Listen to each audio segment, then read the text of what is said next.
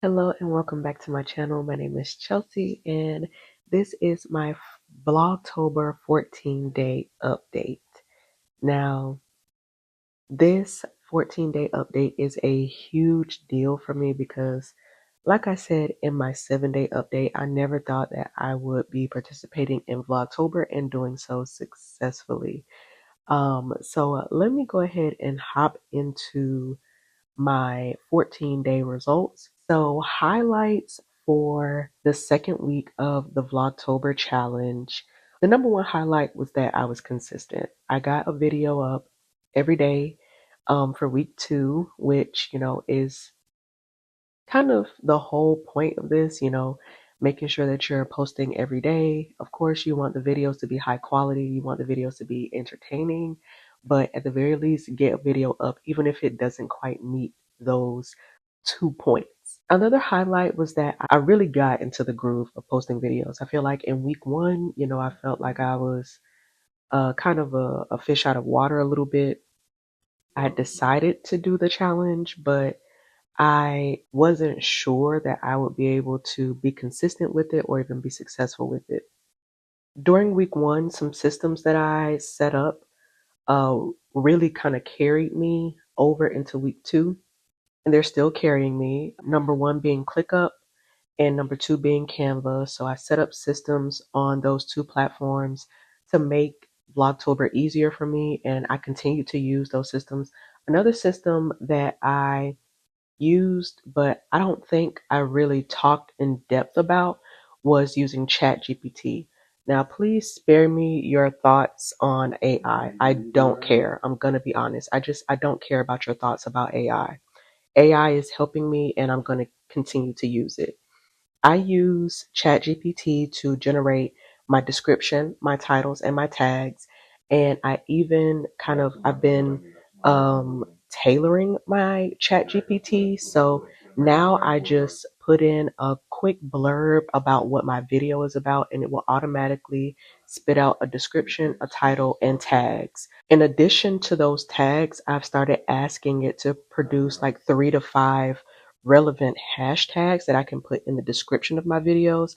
And I think that that's been helpful as well. So being able to use ChatGPT significantly cuts down on the amount of time that I'm spending on like administrative stuff around my YouTube channel, if that makes sense. That has helped me stay in the groove for posting videos. Creating my thumbnail is even easier now that I'm leaning into my templates. I can tell that I'm getting into the groove because I'm starting to vary my content a little bit more.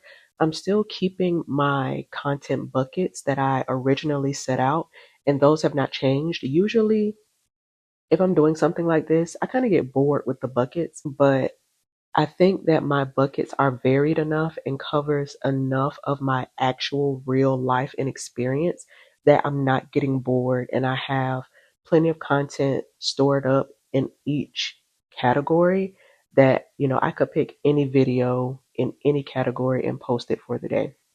Within those buckets, I'm starting to vary the content a little bit more. And that's kind of like just making it easier for me to post content in the first place. So I've started to introduce like mini-sodes, like for my This is Motherhood series.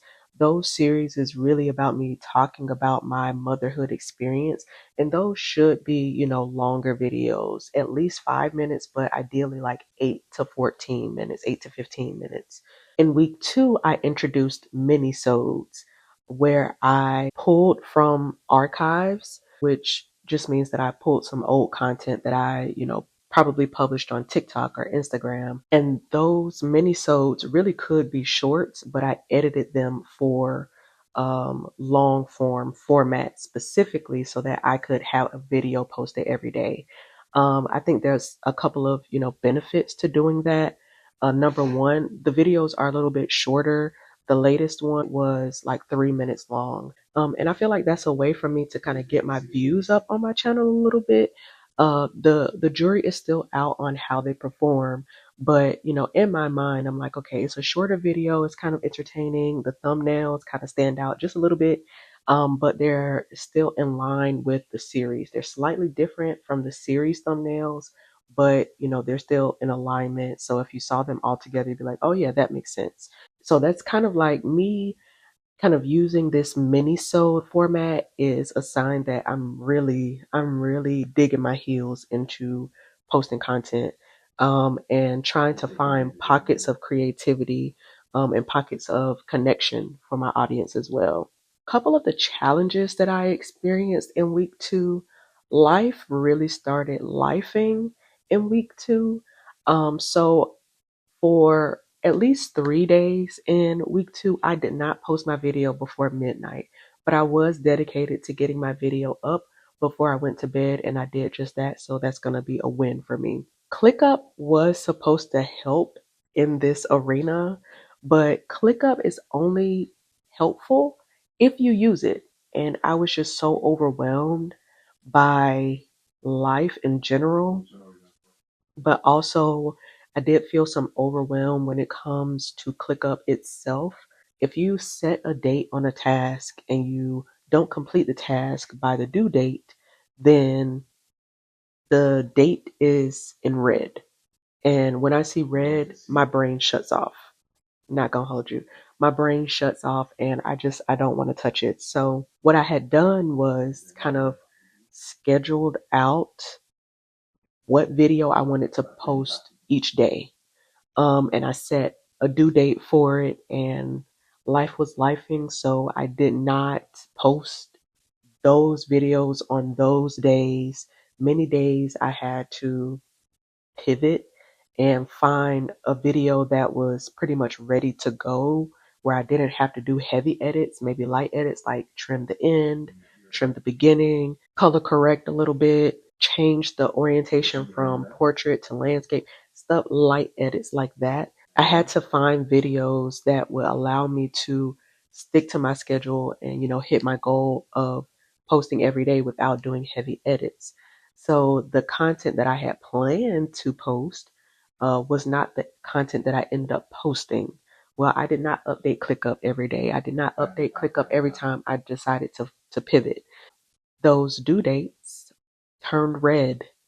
And once I saw red, I said, I'm done with this close ClickUp. And I cleared up my ClickUp. I reorganized and got things together in there. So I feel better going into the next week using ClickUp. But for week 2, about halfway through, I was like, ClickUp is not working, but it's not working because I'm not working it. Another big challenge that I saw was a huge dip in my channel views. And that is something that I was not expecting, which I don't know why I wasn't expecting it. I was not expecting such a huge dip in my channel views in week 2. After being so consistent in week 1, I said, oh, I'm posting videos consistently. Surely YouTube is going to push my videos to everyone who could possibly enjoy them. I was wrong. I was wrong. I was looking at the little chart in YouTube Studio, looking at the analytics, and I was like, "What's happening?" But nobody viewing my channel. What is happening? In alignment with that, I did not have as many new followers as I was expecting. So in week 1, I had about the same amount of new followers as I did in the previous period. But in week 2, huge dip in my new followers, and I was just like, what's going on here? So those were the challenges that I faced in week 2. And then carrying from week 1, editing is still a challenge. I'm not gonna hold you. I am getting better at editing. I am editing a little bit faster, but it's still quite difficult to edit. And I don't know how to get around that, especially when I have a full-time job. I'm in the middle of a career change. I'm a wife, a full-time mom. I'm keeping my house clean. Like, there's a lot going on. I editing a lot of times does not even make it on the roster for the day, and I don't feel bad about that. So, in alignment with the challenges that I faced, being a huge dip in my channel views and not as many new followers. I was doing some investigating, trying to figure out, well, why are my channel views dipping so low? Why am I not attracting new followers? Is it the content? Is it the time I'm posting? What is it? I realized that it's because in week 2, I did not post shorts. And now that I'm thinking about it, I don't know why I wasn't posting shorts, because posting shorts has been a part of my overall strategy. I've been just repurposing content that I put on TikTok to shorts and to Instagram reels, and that's been working well for me. So I don't know why I stopped doing that. Maybe because I was so focused on creating videos. I don't know. I can't tell you retrospectively why. But I do know going forward that shorts has to be a part of the strategy if I want to continue to grow. And y'all may not want to hear this. Baby, you gotta post shorts if you want your channel to grow. I'm calling them followers, but they are subscribers on YouTube. If you don't have thousands of subscribers already, and you're not getting traffic to your videos, you have to post shorts in order to see your channel growth and in order to see new subscribers. Shorts is going to get more eyes on your channel, period. In addition to that, it's going to attract people who are interested in the kind of content that you're posting. Using shorts is what's going to give YouTube what it needs in order to let that SEO do its work on your videos. So you may not like having to post short form content, but it is necessary for growth, just like any of the other platforms. You got to post that short form content in order to get new, fresh eyes on your content. It's no different with YouTube now, unfortunately. SEO alone is not going to do the job anymore. My ultimate goal is to use YouTube videos as the starting point in my content strategy and take my YouTube long form videos, cut them down, and put those clips up as shorts, TikToks, and Instagram reels. So, really repurposing my content to the fullest. I'm not there yet. I've created all these videos. I'm going to be honest. I have yet to clip them down sufficiently and, repurpose that content as I should be. But work in progress, I will get there. For me personally, and currently, I am using short form content to kind of show my personality. Short form content is fun content to me. It's where I get to do the trendy dances or, use the trendy audios, really show my personality and kind of attract people in with that. And hopefully they like what they see, they subscribe, and they stick around. Unfortunately, for my Vlogtober challenge, I didn't realize that me not posting the shorts was a problem until day 14. So week 2 is looking a little sad. Yeah, week 2 is looking a little sad on the analytics. Here are the top 3 videos I posted based on the number of views that they have. Coming in at number 1 is my realistic clean with me video. It has 26 views right now. At number 2 is the trailer for my Halloween is Black TBR videos, part 1 and part 2. It has 20 views. And then at number 3 is my Get Ready With Me video, a minimal makeup look, at 18 views. So the top 2 videos are reads and ratings videos. And next is, my Get Ready With Me. And I actually love my get ready with me videos. I feel like they are perfect for, girls who just need something on in the background, but also, want to watch a full beat come to life, which is kind of what I be doing in the videos. I just kind of do my makeup or do my skincare. But yeah, I'm actually quite impressed with the impressions on my clean with me video. I think the SEO is really working overtime.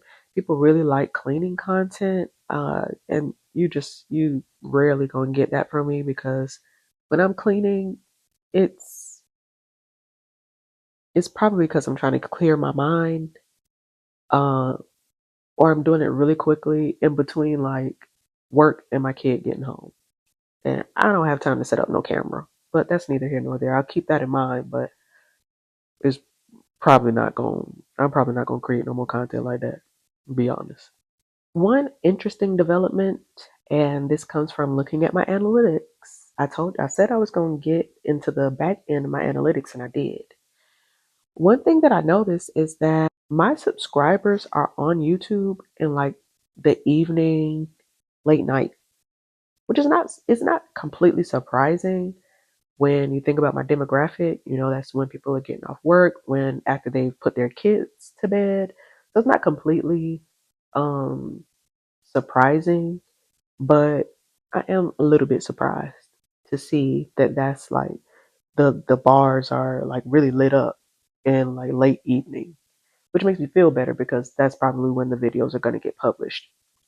I now know going forward that edit a video and if I edit a video early and I have it ready to publish, I should probably have it published in the evening time because that's when my subscribers are most likely to view it for the first time. And those first like 24 hours are like really important when it comes to um, retention, getting eyes, and YouTube pushing the video out. So I'll keep that in mind going forward. What I'm working on and what I'm looking forward to in week 3, trying to just stay consistent, make sure I'm posting every day, even if I'm pulling something from the archives, even if it's not edited nicely, just trying to get something up. Sticking to my content buckets and filling out my catalog. So I think I've really kind of nailed my series, my playlists, and my content buckets. So just trying to stay consistent with those and having fun with the content that I'm putting into those buckets. I'm looking forward to posting shorts again on YouTube. Again, I don't know why I stopped posting shorts for week 2. It's not clicking. It's not clicking. I don't know why, but I'm looking forward to posting them again and seeing the effect that it has on my channel. I really want to improve the traffic too and increasing the views on my videos. And I think that that's going to come with better distribution and promotion. Um, as it stands, every now and then, not with every video, but probably every other video, I will post a link to the video on Threads, just saying, hey, I posted a new video, go check it out. But I don't think that's enough. So I have to get creative on how I'm driving traffic to YouTube. And I'll probably develop a more solid plan as I go into week 4. But as of right now, I know that it's something that needs to be done. It's in my mind. I just have to come up with a plan for how I'm gonna get it done. So halfway through the challenge, I'm still feeling pretty good. I still feel like I can keep going, although it is a challenge trying to find time to edit.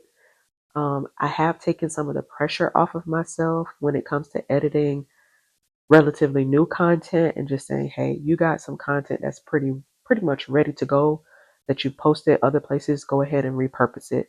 Yeah, I feel like I can and definitely should keep going. If at any point I feel like I shouldn't, I will stop and I'll update y'all on that too.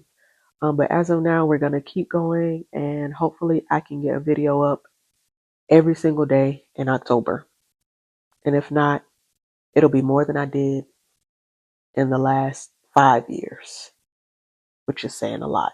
So that is it for my Vlogtober 14-day update. Halfway through, doing pretty good. I have some areas that I definitely need to improve in, but overall, I'm saying that this is a huge success for me and a great learning experience so far. So if you have any tips or suggestions, constructive criticism only, please drop it into the comments. Don't pitch me your services because I don't need or want them. Thank you. And make sure you subscribe to my channel so you can get the 21-day update and get these shorts because they're going to be fun and they're going to be funny. And if you know a 30-something wife, mom, who is juggling, those responsibilities plus adulting, friendships, and career, and you feel like they could benefit from watching my content, please feel free to share my channel and I'll catch y'all the next time. Bye.